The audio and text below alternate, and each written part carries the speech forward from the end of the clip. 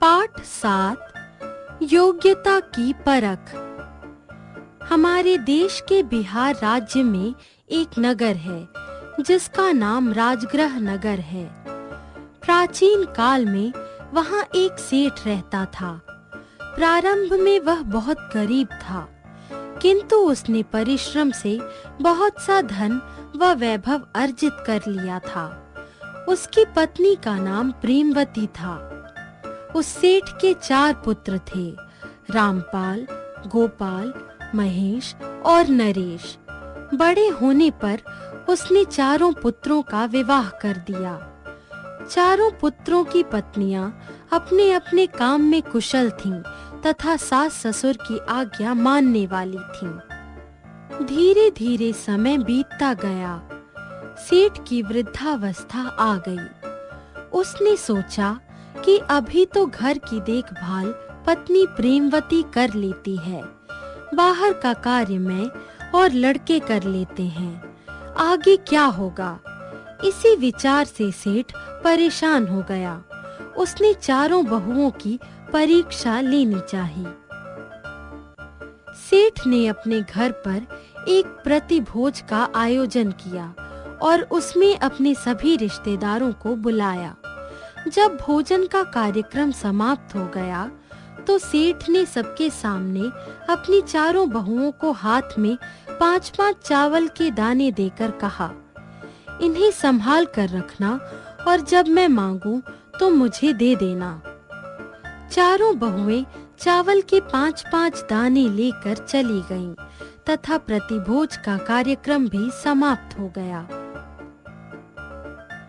पहली बहू, जिसका नाम रेनू था, ने सोचा कि हमारे घर में बहुत सारा अनाज भरा है, इन 5 चावल के दानों को संभाल कर क्या रखना। जब वह दाने मांगेंगे तो उन्हें कहीं से 5 दाने निकाल कर दे देंगे। उसने उन चावल के दानों को फेंक दिया। दूसरी बहू, जिसका नाम वर्षा था, ने सोचा कि पिताजी ने यह 5 दाने दिए हैं, इन्हें फेंकना ठीक नहीं है। उसने उन्हें पकाकर रख लिया। तीसरी बहू का नाम रेखा था। उसने उन चावल के 5 दानों को एक रेशमी कपड़े में बांधकर पिटारी में रख दिया, ताकि जब ससुर जी मांगेंगे तो उन्हें दे देंगे। चौथी बहू, जिसका नाम रोहिणी था, उसने सोचा कि ससुर जी ने 5 दाने किसी खास प्रयोजन से दिए हैं, अतः उसने उन दानों को अपने पिता के घर बोने के लिए दे दिए। 5 वर्ष में उन दानों से इतनी फसल उग गई कि कोठे भर गए। 5 वर्ष के बाद सेठ ने अपने घर पर पुनः एक प्रतिभोज का आयोजन किया तथा पुराने सभी अतिथियों को निमंत्रित किया। जब प्रतिभोज का कार्यक्रम समाप्त हुआ तब सेठ ने अपनी चारों बहुओं को बुलाया और पहली बहू से पूछा, 5 वर्ष पहले जो चावल के दाने दिए थे वह कहाँ हैं? उसने कहा, वे दाने तो मैंने बेकार समझकर फेंक दिए थे, आप ये दूसरे 5 ले लीजिए। दूसरी बहू ने कहा, वे दाने तो मैंने खा लिए, यदि आप कहें तो दूसरे दाने ला दूं। तीसरी बहू रेखा ने कहा, वह दाने मैंने कपड़े में बांधकर अपनी पिटारी में रख दिए थे, आप कहें तो मैं उन्हें लाकर देती हूँ।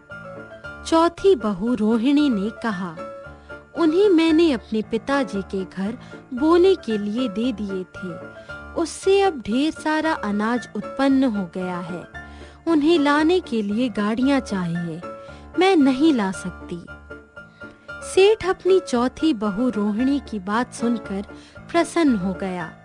उसने सबके सामने घोषणा की, मैं अपने घर का सारा भार रोहिणी को सौंपता हूँ, इससे मेरे घर की और उन्नति होगी। सेठ ने अपनी तीसरी बहू रेखा को घर की संपत्ति की रक्षा का भार सौंपा। दूसरी बहू को उसने घर की रसोई व्यवस्था का भार सौंप दिया तथा पहली बहू रेनू जिसने चावल के दाने फेंक दिए थे, उसे घर की सफाई व्यवस्था का भार सौंप दिया। कुछ दिन बाद सभी बहुओं ने अपने अपने क्षेत्र में अच्छा कार्य करके दिखाया। सभी रिश्तेदारों ने सेठ की पारखी दृष्टि की बहुत प्रशंसा की। शिक्षा। प्रत्येक व्यक्ति को उसकी बुद्धि और योग्यता के अनुसार ही कार्य सौंपना चाहिए।